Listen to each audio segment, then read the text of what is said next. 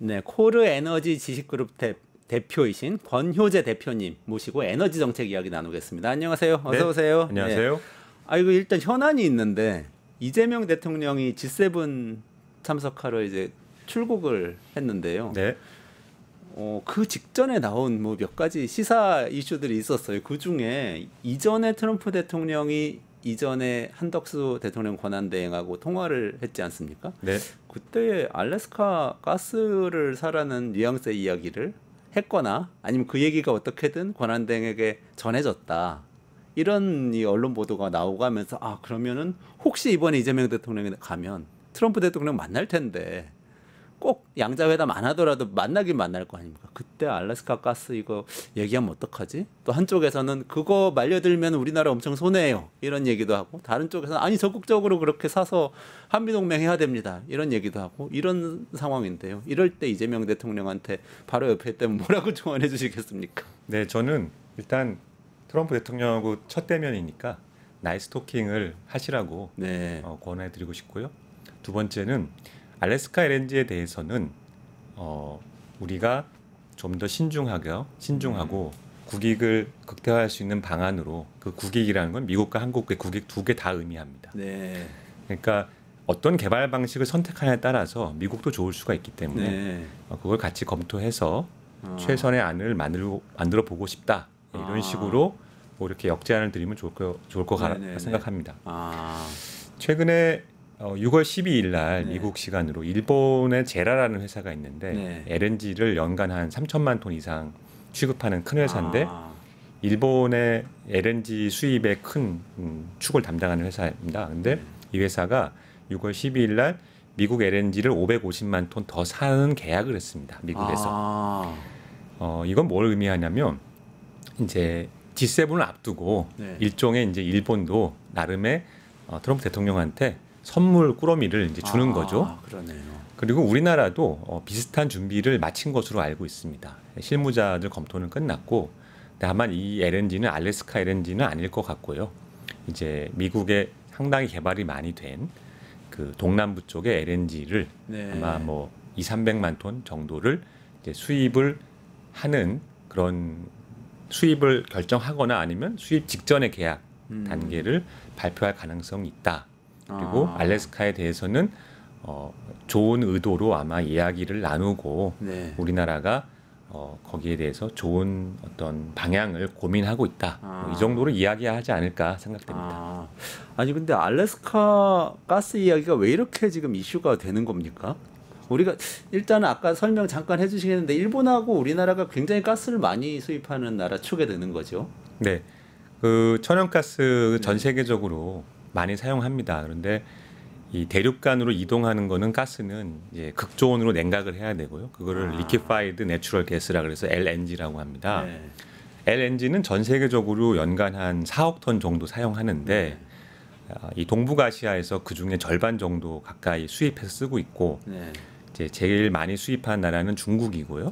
그다음이 국가별로 일본, 그다음에 한국입니다. 그래서 한국이 연간 한 4,500만 톤 수입을 하고 있는데 이게 돈으로 따지면 연간 50조 원이 좀 넘습니다. 와, 엄청나군요. 네, 엄청나게 많은 돈을 우리가 지불을 하고 있고 그래서 국가 에너지나 국제 무역 수지에서 굉장히 중요한 부분입니다. 근데 알래스카 가스를 수입하는 게 왜 지금 이렇게 떠오르는 겁니까? 미국 정부는 현재 동북아시아 3국으로부터 많은 이제 무역 적자 문제가 심각하다 보니까 미국의 무엇인가를 이들에게 팔고 싶어 하는데 트럼프 1기 때부터 미국 에너지를 팔고 싶어 했습니다. 그런데 미국은 이제 기름을 팔 수도 있지만 기름보다는 가스를 개발해서 팔기를 원했고요. 알래스카 같은 경우엔 동북아시아하고의 거리도 가깝고 알래스카 자체 사정이 있어서 빨리 그쪽에 천연가스를 개발을 해서 이 알래스카 안에서 좀 써야 되는데 이 천연가스 개발이라는 거는 어떤 일정한 고정비가 처음 발생합니다. 그러니까 그 알래스카 안에서는 써봐 연간 200만 톤도 안 쓰거든요. 연간 200만 톤을 위해서 엄청나게 큰 돈을 들여서 개발을 했을 때는 비용이 비싸지죠. 그래서 개발하는 김에 한 연 2천만 톤을 개발해가지고 200만 톤은 자기들이 쓰고 1,800만 톤은 이제 외국에 팔아야만 네네. 전체적으로 단가가 떨어집니다. 아. 그래서 이 팔 수 있는 대상을 물색을 하는 건데 여러 가지 거리, 뭐 조건, 항로, 경제 상황 이런 걸 봤을 때는 한국, 일본, 대만, 중국 4개 나라가 굉장히 유력한 후보들이고요. 네네네. 트럼프 1기 때 이미 그래서 중국은 알래스카 그 LNG 수입에 관심을 갖고 해보겠다 네. 관심을 표명했지만은 이제 흐지부지 됐었고 일본, 한국, 대만 다 관심이 있고 대만은 600만 톤 정도를 수입하겠다라는 의사를 이미 밝혔습니다. 아 그렇군요. 네. 이제 우리는 답을 이제 해야 되는 그런 상황인 네, 그런 거죠. 상황입니다. 아, 그럼 아까 지도가 살짝 지나갔는데요. 네. 기존에 미국에서 수입을 좀 하고 있나요, 우리가 가스를? 그 텍사스 뭐 이쪽에서 하고 있는 건가요? 네네. 지금 우리나라가 연간 4,500만 톤 중에 네. 우리가 미국에서 수입하는 물량은 좀 유동적입니다. 네. 그게 고정된 물량은 아닌데 적어도 500만 톤 이상은 미국에서 계속 지금 2016년부터 수입을 하고 있습니다. 아, 근데 지도를 보니까 텍사스에서 이렇게 가져오는 것보다 알래스카가 훨씬 가까운 것처럼 보이는데 실제 그렇습니까? 그렇습니다. 그렇다면 우리한테도 경제적인 게 되는 건가요? 미국 남부 지역, 텍사스 지역에서의 생산 단가와 플러스 이제 운송 단가를 더해야 되는데 아, 생산 단가는 이제 우리가 그 단위를 봤을 때 한 처음 나오는 게 6달러에서 8달러 정도 나오고요. 운송 단가는 이제 비싸면 2달러가 넘어갑니다. 그런데 알래스카는 장점이 생산 단가는 사실 굉장히 지금도 좀 예측하기 어렵습니다. 아까 말씀드린 대로 이걸 2천만 톤을 한꺼번에 개발을 할 거냐, 소규모만 할 거냐, 뭐 어떤 식으로 개발하냐에 따라서 달라지지만 운송비만큼은 1달러가 안 듭니다. 그러니까 운송비는 확실히 이득이 있습니다. 아, 그러면 혹시 이렇게는 안 되나요? 그 어차피 알래스카가 지금 자기네들 에너지 사정 때문에 개발을 하는 게 본인들한테 유리할 거면 네. 우리가 최대한 이렇게 시간을 끌면서 압박을 하면은 우리한테 유리한 조건으로라도 팔려고 하지는 않을까요? 그건 그럴 가능성도 있다고 보고요. 중요한 거는 이 알래스카 LNG의 전체 물량을 한 나라가 약속한다고 개발되지는 않습니다. 아, 이제 LNG 생산 공장을 우리가 트레인이라고 하는데 네네네. 알래스카 LNG는 지금 3개 트레인으로 구성이 될 거고요. 네. 이상적인 그림은 한 개 트레인 600만 톤을 3나라가 각각 책임을 져주는 겁니다. 네. 대만은 지금 한 개를 약속했고 네. 일본은 약속할 가능성이 꽤 높습니다. 네. 다만 일본 고유의 어떤 꼼꼼함이 있기 때문에 확약이라는 그 행위가 되기까지는 시간이 좀 걸릴 거고요. 하지만 계속해서 이제 협조 의사를 밝힐 겁니다. 또 일본은 지금 미국하고 중요한 딜을 하고 있어요. US 스틸 인수권인데 그게 미국 안에서 굉장히 반대 여론이 많습니다. 왜냐하면 미국 안에서 무기 제조를 위한 고품질의 철을 만들 수 있는 거의 유일한 중요한 제철소가 US 스틸인데 이거를 일본 그 신일본 제철한테 팔려고 하는 거거든요. 네, 네. 그래서 굉장히 뭐 말이 많았는데 결론은 트럼프 대통령이 이틀 전에 행정명령을 내려서 허용을 했습니다. 네, 네. 즉 어떤 전체적인 그 거래가 이루어지고 있고 그래서 일본도 아마 제가 볼 때는 알래스카 LNG의 한 그 트레인 용량을 가져갈 가능성이 큽니다. 그러면 이제 오히려 우리한테 압박하겠죠. 아, 그러네. 네, 너희만 오케이 하면 된다. 빨리 결정해라. 한국만 타면은 차 출발할 수 있다 네. 이렇게 되는 근데 거. 반대로 우리가 노 하면은 안 됩니다. 출발 못 하네. 출발 못하죠. 그래서 서두를 거는 없습니다. 서두를 건 없고 아까 말씀드린 대로 현재의 제한된 그 개발 개념은 1,300km 가스관을 만들어서 뭐 이렇게 운송하는 복잡한 개념인데 이 방식으로 하면 이 가스 원가가 LNG 원가가 높아질 가능성이 매우 높습니다. 그래서 그거보다 우리가 더 좋은 개념이 있다, 방식이 있다 하면서 역제안을 하면서 다소 좀 시간을 가지고 협상을 하는 것이 유리하다고 봅니다. 아, 그렇군요. 어쨌든 이재명 대통령이 잘 협상을 해주시면 좋겠습니다. 50조 원어치의 가스를 사면 우리가 그걸 어디에 씁니까? 발전에 많이 씁니까? 아니면- 우리가 4,500만 톤의 50조 원의 가스를 사면 그 중에 절반 정도는 도시가스를 씁니다. 아, 난방과 뭐 가스 버너 키는 네. 거고요. 나머지 절반은 발전용에 사용합니다. 아, 아니 이걸 여쭤본 이유는 모든 것을 전기화하라라는 책을 지금 공동으로 쓰신 거죠? 번역으로 번역하신 거죠? 네. 아, 이 책 제목이 너무나 인상적이어서 아니 또 이재명 대통령도 이번에 가서 그 발언을 하는데 발언을 하면서 에너지 공급망 다변화해야 되고 AI 시대에 에너지가 굉장히 중요하다 이렇게 얘기를 할 거라는 거예요. 근데 AI 시대에 에너지 중요하다는 건 전기를 많이 쓰기 때문에 에너지가 중요하다는 거잖아요. 뭐 그렇습니다. 석유를 많이 태우겠다 이건 아닐 테니까 이게 다 전기 이야기인 것 같아서 딱 시적절한 강렬한 제목의 책인 것 같아서 네. 너무 궁금했습니다. 어떤 책입니까? 이 책은 이제 2년 전에 미국에서 나온 책인데 미국은 우리보다 한 7, 8년 앞서서 이 기후 위기 대응 플러스 현실적인 그 여건을 어떻게 조화시킬 것이냐로 오랜 토론을 했습니다. 네. 그래서 이 저자는 이 정치적으로 너무 극단적인 주장도 있어요. 예를 들어서 문명 사회를 포기하자, 지구를 살리기 위해서 이런 주장도 있고 네. 또 다른 반대 극단은 기후 위기는 사기야. 뭐 그냥 석탄 쓰고 석유 쓰고 가스 쓰면 되지. 이 양 극단 사이에서 현실적인 길이 안 보이더라. 그래서 이제 오랫동안 연구를 해본 결과 우리가 전기를 최대한 많이 쓰면 사람들이 생활 수준을 낮추지 않고 네. 급격한 어떤 이 경제 사회의 변화를 최소화하면서도 네, 네. 기후 위기 대응과 경제 발전과 삶의 질 향상을 다 할 수 있다.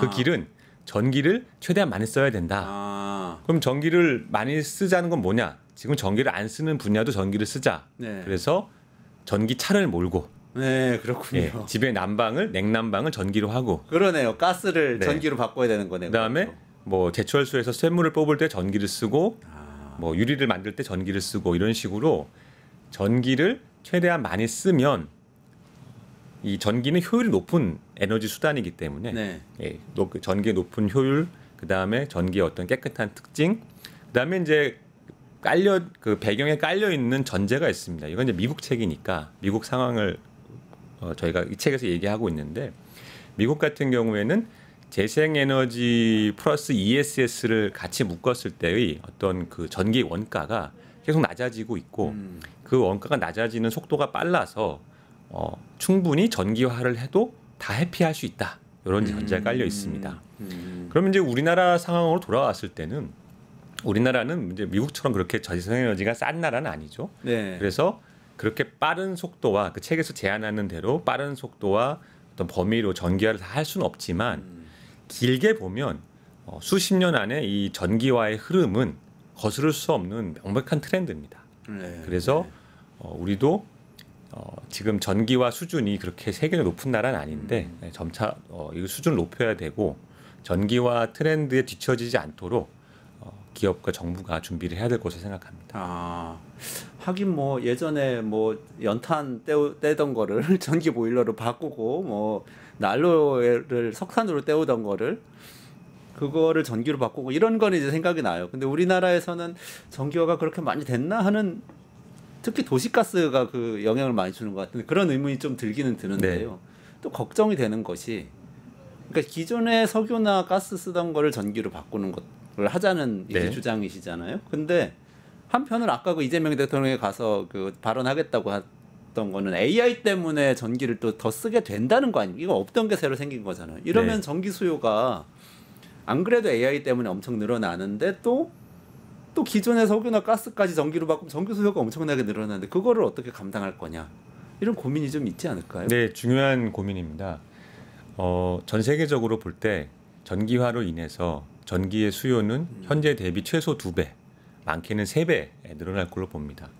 우리나라도 현재 전기가 그 피크 기준으로 한 100기가 정도 전기를 쓰는데 이게 이제 2050년이 되면 뭐 200기가가 넘을 수도 있다 이렇게 전망이 있습니다. 그리고 그 중에 상당 부분은 말씀하신 이제 AI 때문에 발생하는 수요인데 그래서 그 전기를 어떻게 공급할 것이냐는 거는 우리뿐만 아니고 전 세계 대부분 나라의 지금 치열한 논쟁거리입니다. 그래서 나라마다 원자력을 잘 쓰자 이러한 주장도 있고 재생에너지 플러스 ESS로 가자 이런 주장도 있고 뭐 미국 트럼프 행정부 2기처럼 지금 가스랑 석탄 잘 쓰고 있는데 그거 더 쓰면 되지 뭐 이런 주장도 있고 다양한 주장들이 부딪히고 있는데 한 가지 분명한 건 현재의 AI로 인한 전력 수요 증대의 예상은 상당 부분 과장되어 있습니다. 아 그래요? 왜 그러냐면 이 데이터들을 집계를 할 때 소위 희망사항이나 공격적 목표도 다 긁어 모아서 수요라고 생각합니다. 사람들이. 그 이유는 일단 전기를 쓰겠다는 사람이 신청을 하면 전기 공급자는 이제 미래 수요가 이렇게 들어오는 거니까 자기가 그걸 고를 필요는 없죠. 그다음에 정부가 각 전력 회사에 물어봅니다. AI 데이터 센터 수요가 얼마쯤 예상이 됩니까? 그러면 신청받는 걸 다 줄 거 아니에요. 그래서 허수가 생깁니다. 이게 미국도 현재 이런 문제가 지금 거론이 되고 있어요. 데이터 센터 하겠다는 회사 예를 들어서 뭐 구글이다 그러면은 구글이 데이터 센터를 하나를 짓고 싶으면 미국 한 5-6군데다가 조용히 이렇게 그 경쟁을 시킵니다. 그러면 그 각 5-6개 지자체들이 각각 다 자기 지역 그 전기 회사한테 내가 밝힐 수는 없지만 어떤 회사가 뭐 200메가짜리 데이터 센터를 짓고 싶어 한다.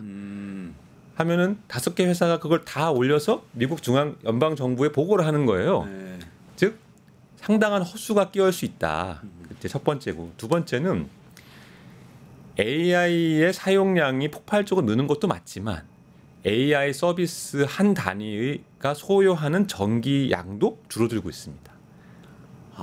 그거는 AI 기술 개발이 네, 맞습니다. 발전해서 그런. 네.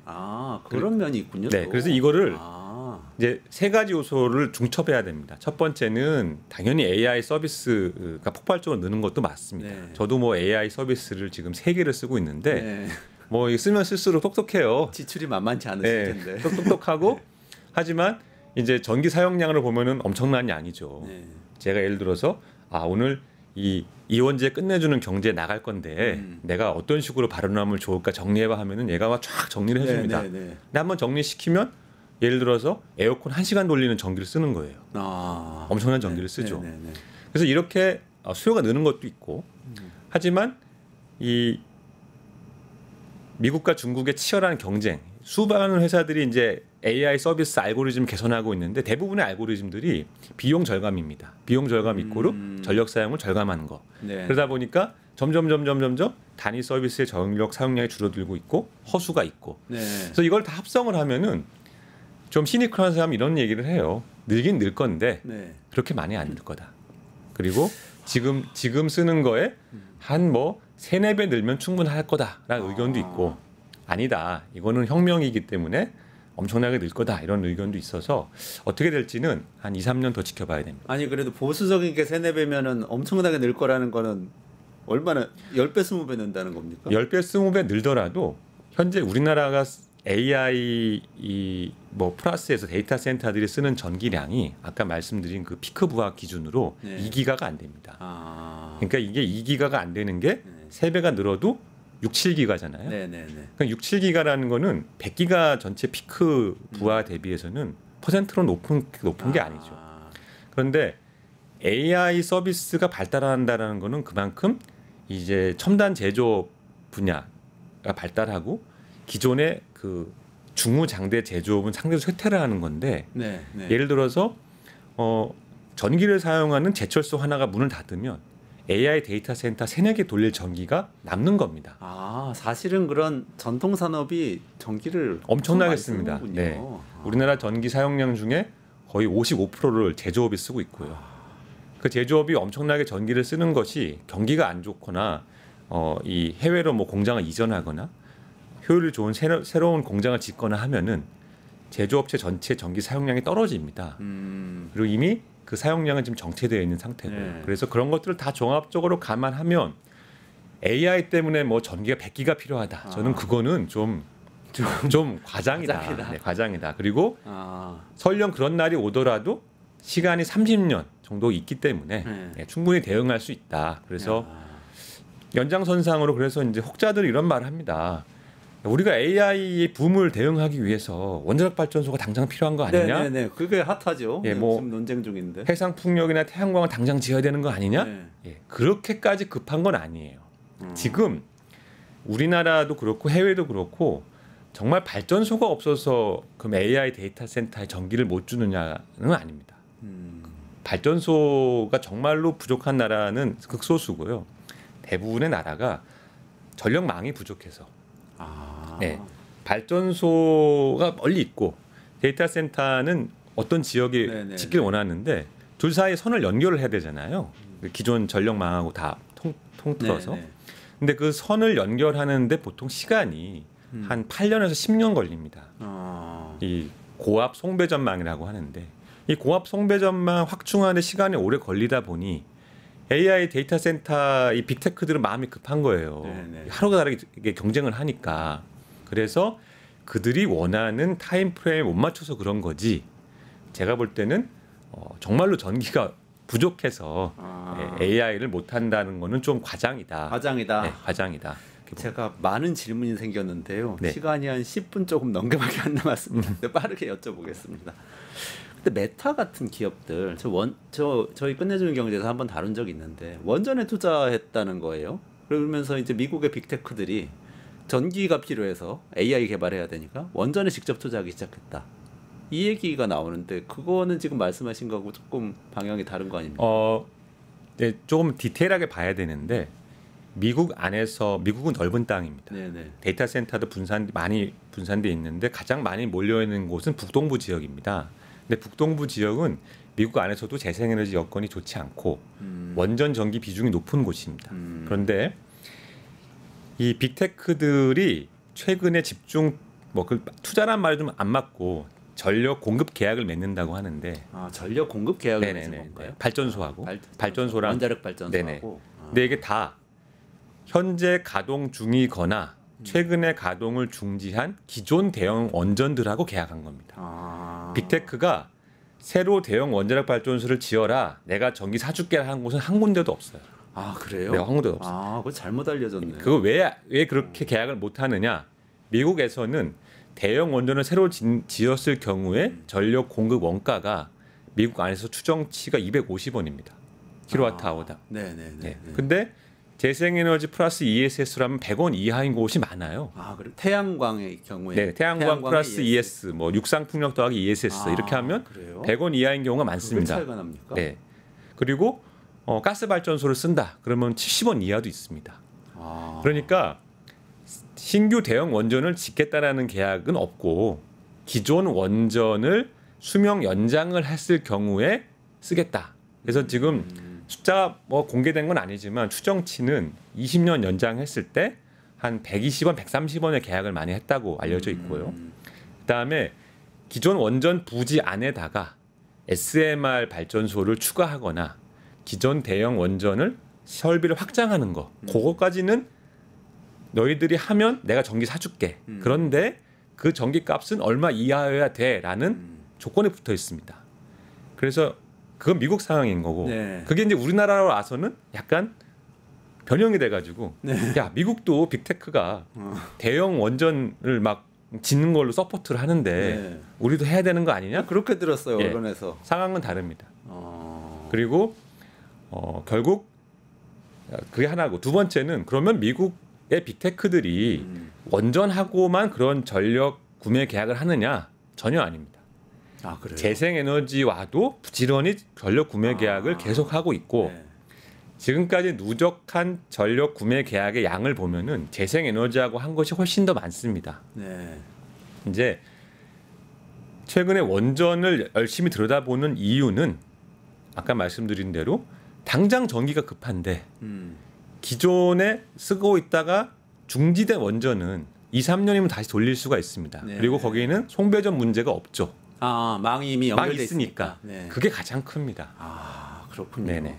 그러면은 아무리 여건이 좋은 곳이라도 새로 태양광 발전소를 쫙 지어 놓으면은 그것을 전기 수요가 있는 곳으로 연결하는데 또 전력망을 건설하는데 시간이 걸리고 이런 것들이 있기 때문에 이미 노후화돼서 중단된 원전을 한번 살려서 급하게 좀 써볼까 이렇게 생각한다.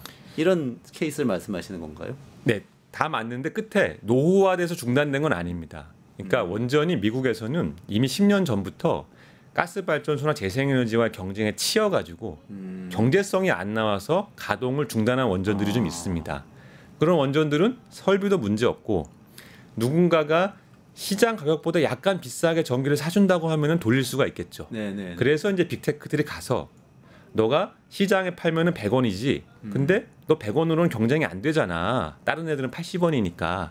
그러면은 내가 돈 대줄 테니까 나한테 110원에 전기 팔아. 네네. 이렇게 계약이 된 거고, 그렇군요. 우리나라는 그 딜이 안 되는 게 우리나라는 원전이 지금 전기를 70원에서 75원에 팔고 있거든요. 한전에. 네. 그럼 이제 데이터 센터 하려는 사람이 원전 가서 전기를 나한테 그러면 90원에 팔아 내가 사줄게 하면은 발전소는 팔고 싶을지 몰라요. 한전 입장에서는 내가 지금 원전 전기를 사가지고 전 국민한테 쫙 뿌리고 있는데 그걸 한 사업자 독점하면은 어떻게 됩니까? 나머지 사람들 전기료이 그렇죠. 올라가겠죠. 네네. 그래서 미국하고 우리하고 상황이 많이 다르다. 그 상황이 전혀 다르군요. 그러니까 예. 그쪽에서 뭐가 일어났으니까 우리도 그렇게 해야 된다는 것 사이 그렇게 얘기하면은 안 되는 거군요. 안 됩니다. 논리적 점프가 너무 큰 거네. 제가 이제 그 뭐 여러 가지 글과 매체와 기고를 통해서 늘 하는 기본적인 이야기가 있는데 에너지 문제는 사실 좀 복잡한 문제입니다. 네. 기술과 정책과 경제가 다 얽혀 있다 보니 요즘은 지정학까지 등장했죠. 네. 머리 아픈데 남의 나라 사례를 그냥 갖고 오면 절대 안 됩니다. 이게 마치 뭐 옛날 중국에서 귤이 넘어왔더니 탱자가 됐다. 네네네. 똑같아요. 독일 사례를 우리나라에 갖고 오면은 안 맞고 미국 사례를 그냥 갖고 오면 안 맞습니다. 그래서 우리는 그나마 우리랑 여건이 제일 비슷한 나라 거를 보는 게 낫고 네. 그게 이제 일본하고 대만이에요. 아 그래요. 예, 그래서 일본하고 대만이 어떤 선택을 하고 있고 어떤 고민을 어떻게 풀고 있느냐 이거를 더 집중적으로 보는 게 낫지. 미국하고 독일 사례를 그냥 그대로 갖고 와가지고 예를 들어서 재생에너지 하는 사람은 독일 따라가자. 그러니까 뭐 예를 들어서 원전하는 분들은 미국 따라가자. 네. 이러면은 사실 안 맞는 거예요. 그리고 그 정치도 얽혀가지고 보수는 원전이고 진보는 재생에너지다 이렇게 좀 얽혀 있잖아요. 또 네. 그게 굉장히 좀 불편하시겠어요. 그럼. 미국도 보니까 빅테크도 경제적 이유 때문에 어쨌든 선택을 그렇게 한 그렇습니다. 것이지 네. 뭔가 이념적인 게 아닌 거죠. 아닙니다. 재생에너지나 원전이나 탄소 배출이 없기 때문에 클린 에너지 혹은 기후 위기 대응에 필요한 에너지원은 맞고 다만 그 두 기술은 각각의 장단점과 약점이 강점 약점이 다 다르기 때문에 쉬운 얘기입니다. 믹스를 해서 가장 좋은 결과를 나올 수 있으면 그렇게 쓰면 되는 거고요. 네네네. 그다음에 어떤 뭐 여러 가지 여건, 예를 대만 같은 경우는 자꾸 지진이 나고 하니까 사람들이 이제 좀 불안한 마음도 있고 해서 네. 이제 탈원전을 최근에 완성을 했습니다. 아. 탈원전이라는 말은 모든 가동 중인 원전을 가동을 중지시켰다라는 의미입니다. 아 그럼 아예 원전이 없는 건가요? 대만? 그러니까 대만은 현재 가동 중인 원전이 없습니다. 아 그렇군요. 마지막 가동 중인 원전에 이제 스위치를 내렸고요. 네. 현재는 이제 그냥 스탠바이 상태 놔두고 있는데 그럼 대만의 모든 사람들이 그걸 찬성하느냐? 아니에요. 아. 대만에 경제하는 사람들 뭐 젠슨왕 같은 사람들은 네네. 어리석은 결정이다. 아. 아니 미국도 전기가 아까 말씀드렸지만 당장 연결해서 쓸 수 있는 전기가 없어서 있는 원전 다시 키려고 하는데 오늘 우리는 왜 있는 원전을 끄냐? 그래서 이제 대만은 다음 달에 국민 투표를 다시 합니다. 지금 대만은 법으로 돼 있어요. 탈원전이 그 법을 이제 다시 그 갱신을 하든지 법을 바꿔야 되는데 네. 국민 투표 해가지고 이제 묻겠다는 거고요. 네네. 그다음에 일본은 후쿠시마 원전 사고를 겪었지만 최근에 원전을 다시 하나 둘씩 재가동하고 있고 비중을 늘려가고 있고요. 네. 장기적으로는 일본은 에너지에서 한 재생에너지 비중을 50에서 60%, 네. 그다음에 원전 20-30%, 나머지 이렇게 꾸려가겠다. 그래서 그 두 개 사례를 보면 우리도 재생이나 원자력이나 갖고 싸울 이유가 없습니다. 이유가 없고 또 현실적으로 공존을 해야 되는 게 일단 원자력이 있기 때문에 우리가 전기 요금이 어느 정도 낮게 유지되는 것은 네네. 팩트고요. 네. 부정할 수 없는 거고 두 번째는 애플 같은 경우에는 뭐 그 아리백 어떤 협약이나 운동 이거와 아무 상관없이 애플 자체가 모든 벤더에게 2030년까지 너네는 두 개를 해야 된다. 너네가 공급하는 제품이 탄소 중립이 돼야 되고 그걸 재생에너지로 해라. 엔드 조건을 요구를 하고 있어요. 네, 명확하게. 네네. 그러면은 애플에 우리가 뭐 반도체든 뭐 카메라든 뭐 엄청나게 그렇죠. 많은 부품을 납품하죠. 네네네. 그 회사들은요 지금 목이 조이고 있어요. 왜냐하면 애플이 매년 너 2030년 기한인데 지금 진도 내고 있냐? 5년밖에 안 남았어요. 5년밖에 안 남았어요. 네. 그러다 보니까 이 기업들 중에 일부는 외국 나가고 있는 거예요. 국내에서는 탄소 중립은 더 어려운 얘기니까 이건 차치하고 하다못해 내가 사용하는 전기라도 재생에너지로 썼다라는 인증서를 확보해가지고 그 이렇게 서류를 정리해서 내야 되는데 네. 재생에너지 공급 인증서 확보도 어렵고 그렇죠. 가격도 비싸고 네. 계속 이게 지지부진하니까 몰려가지고 외국으로 나가는 공장들이 발생합니다. 아. 근데 이런 기업이 애플만 있는 게 아니에요. 자동차 회사들, 특히 전기차 회사들은 비슷한 요구를 다 합니다. 네. 그 다음에 민감한 소비자들, 지금 우리는 그걸 못 느끼지만 특히 유럽과 미국 동부와 서부의 이 10대들은요 기후 위기와 재생에너지에 굉장히 민감해요. 아. 민감해요. 아. 그래서 만약에 이건 이제 저는 그런 거 우려가 되는데 중국은 재생에너지 100% 인증 네. 쉬운 나라고 할 수 네, 있고 네, 충분히 할 수 있고 대만은 우리보다 여건이 더 안 좋지만 TSMC를 위해서 해상 풍력을 지금 대규모로 개발을 해서 TSMC는 그걸 이용해서 점점점 재생에너지 비중 높여가고 있거든요. 네. 삼성전자 한국 공장, 하이닉스 한국 공장은 상당히 느립니다. 여러 가지 여건이 안 좋아서. 근데 이런 게 소문이 나가지고 네. 야 삼성하고 하이닉스 및 이 한국의 첨단 제조업체들은 재생에너지를 별로 안 쓴다더라 네. 하면은 거기서 오는 브랜드 이미지의 실추나 어떤 공급 업체 압력 이것은 발생하면 대응이 이미 늦어요.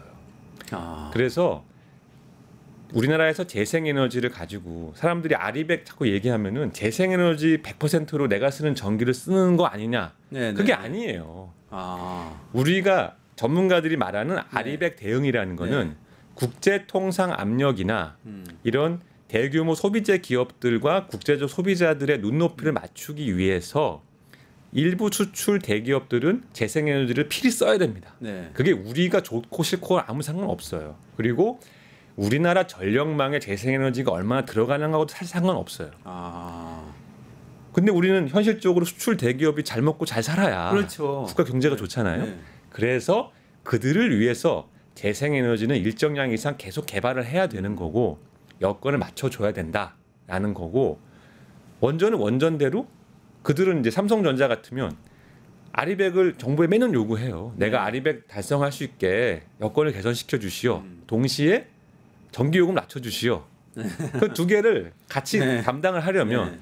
현실적으로 최소한 10년 이상은 재생에너지와 원자력 둘 다 잘해야 됩니다. 아. 그래서 이거는 서로 싸울 일이 아니고 둘 다가 전력망 안에서 공존하고 시너지를 낼 수 있는 여러 가지 기술적, 제조적 해결책을 찾아야 되는 거지. 네. 어느 한쪽이 어느 한쪽을 죽이려고 하면 안 돼요. 근데 이제 이건 원전하는 분, 재생에너지 하는 분들의 의견을 제가 그냥 전달을 하는 건데 재생에너지 하는 분들은 야 우리가 원전하는 사람들한테 너네는 전기도 아니야, 에너지도 아니야 하면서 뭐 10년 이상 핍박을 받았다는 네. 거예요. 동시에 원전하는 분들도 한번 공포를 심하게 느꼈죠. 그렇죠. 그분들이 아리백이란 말을 되게 싫어하는 이유가 아. 아리백에는 뭡니까? 공존이 없어요. 재생에너지만 100%니까 그러네요. 원자력도 빵, 석탄도 빵, 가스도 빵이잖아요. 그러니까 그거는 서로와 서로를 적대시하고 공격하면 국가도 손해다. 저는 그래서 현실적인 에너지 믹스는 불가피한 건데 그만 싸우고 네. 공존을 하고 시너지를 내기 위해서 해야 될 숙제를 열심히 하자. 그게 이제 이 새 정부에 드리고 싶은 제안입니다. 아, 그렇군요. 아주 명쾌한 결론인데요. 근데 그래도 궁금한 거 한 가지만 더. 현재 우리나라의 에너지 비중은 각각 어느 정도로 돼 있습니까? 그게 어느 정도까지 가야 지금 말씀하신 대로 그래도 이게 공존하는 것이다라고 말할 수 있습니까? 공존을 이야기하려면은 발전량 전기 얘기입니다. 발전량 기준으로 원자력 30, 재생 30, 가스 30, 기타 네. 10. 요게 이제 아. 대부분이 네. 표준적으로 이야기하는 공존의 그림입니다. 네. 그러니까 왜 3331이냐 이거 설명하면 너무 시간이 부족하니까 네. 뭐 생략하고 일단 균형 잡힌 것 같긴 합니다. 네네. 네. 그 3331이 돼야 되는데 현재 원자력은 30%가 됩니다. 네. 근데 이 3331에서 재생에너지는 현재 국내에서는 국제적 기준의 재생에너지는 7, 8 정도고요. 아이고, 많이 모자라네. 많이 모자랍니다. 아. 가스는 뭐 어떨 때는 30이 넘었다가 어떨 때는 떨어졌다 하고 그러면 이제 숫자가 안 맞잖아요. 네, 나머지는 석탄입니다. 지금 국내 석탄이 예. 아. 전기를 석탄이 10년 전 정도에는 거의 43을 공급했었고요. 네. 그게 이제 지속적으로 줄어서 지금 한 25 정도지만 그러니까 석탄을 줄이고 석탄의 빈자리를 무엇으로 채울 거냐 이 과제인데 이제 원자력 하는 분들은 석탄의 빈자리를 원자력으로 채우자. 그래서 원자력을 50을 일단 깔고 네네. 나머지는 뭐 재생을 하시든 가스를 하시든 하세요. 이런 이제 그런 네. 견지 구도죠. 뭐 그것도 생각할 수 있는 옵션입니다. 그런데 아까 말씀드린 아리백의 요구, 그다음에 재생에너지를 우리가 비중을 늘려야 되는 또 다른 이유가 있어요. 그게 뭐냐면 원자력은 이제 기존의 대형 원자력 발전소의 발전 원가는 점점 높아지고 있습니다. 우리나라든 전 세계든. 네. 왜냐? 기술적으로 원자력은 굉장히 신중하고 보수적으로 발전하거든요. 뭐 워낙 거대 설비고 네네. 핵물질 다루니까. 네. 그런데 재생에너지는 반대로 가격이 엄청나게 빨리 떨어지고 있어요. 네. 그게 무슨 말이냐면 내가 어제까지의 데이터를 보면은 그래 우리나라도 원자력이 할 수 있어요. 그런데 이것이 10년 후의 세상을 생각하면은 재생에너지 플러스 ESS가 더 경쟁력이 있는 가능성이 항상 있다는 겁니다. 이게 어떻게 보면 기회고 어떻게 보면 리스크거든요. 그거를 너무 지금 속단하면 안 돼요. 그래서 배터리 가격이 더 싸지고 이 재생에너지 특히 기술 개발에 본질적 기술 개발 많이 되고 있거든요. 네네. 태양 전지가 10년 전에는 햇빛 들어오면은 전기가 15% 나왔는데 지금은 20% 나옵니다. 아. 근데 최근에 나온 시제품들은 30% 넘는 게 있어요. 네네네. 그럼 이게 10년 후에 상용화되면 야. 원가가 더 떨어지는 거고 그러네요. 배터리도 뭐 요즘 뉴스 보셨지만 소금 배터리 소위 나트륨 네네네. 배터리 나오잖아요. 중국에서 나왔다고. 이게 10년 후에 기술이 다 상용화돼 가지고 우리가 리튬도 안 쓰고 이 소금을 가지고 배터리 만드는데 엄청 싸다. 이 두 개가 결합되면은 굉장한 시너지가 있을 수 있어요. 미래는 모르죠. 근데 가능성이 엄연히 있는데 우리가 그걸 소홀히 했다가 나중에 세상이 그 중심으로 흘러가면 네. 대응을 못하기 때문에 네. 그래서 우리하고 상황이 비슷한 일본이 재생에너지의 비중을 계속 높이고 있는 이유가 거기에 있습니다. 아. 일본은 과거에 이 한국과 반도체와 전자산업의 기술 혁신 속도를 너무 간과했어요. 그러다가 한번 대통 당했거든요. 삼성이 저렇게 빨리 반도체 혁신을 하고 글로벌로 커가서 자기들 전자산업이 거의 붕괴됐었잖아요. 네네. 똑같은 교훈을 반복하지 않기 위해서 재생에너지의 부분에 있어서는 기술 개발과 원가 혁신 속도를 계속 주목하고 있습니다. 우리도 현재 에너지 믹스를 존중하되 부족한 것이 재생에너지이기 때문에 재생에너지를 좀 더 양을 늘려야 되고 이 양을 늘리는 과정에서 많은 투자가 필요하고 가스의 백업이 필요한데 풀어야 될 것은 석탄을 어떻게 질서 있게 줄일 거냐. 그 다음에 이 한정된 파이에서 내 것을 더 내놔라 하면서 막 치고받는 현재는 그런 구도인데 네, 네. 이것을 극복하고 최적의 믹스를 만들기 위한 충분한 데이터를 축적하고 시장 구조를 개편하고 공정한 감독 기관을 구성하는 거 이런 것들이 중요합니다. 알겠습니다. 아이고 새 정부가 이 이야기를 잘 듣고 근데 뭐 보니까 기후 에너지부도 만들고 굉장히 재생에너지에 적극적인 것 같긴 해요 이번 정부가. 그래서 좀 기대를 가져보고요. 권효재 대표님 여기서 보내드리고 마무리를 해야 될 것 같습니다. 고맙습니다. 유튜브 구독하고 실시간 채팅과 댓글을 남기시면 매일매일 7천 TTCO를 드립니다. 참여 방법은 통통물 어플을 다운로드하고 회원가입과 로그인을 해주세요. 마이페이지에서 나의 회원 고유 번호를 복사해주세요. 유튜브 구독 후 실시간 채팅이나 댓글창에 고유 번호를 한 번만 입력하면 준비 끝! 지금 유튜브 채팅과 댓글 쓰기 참여하고 실천 TTCO 받아가세요.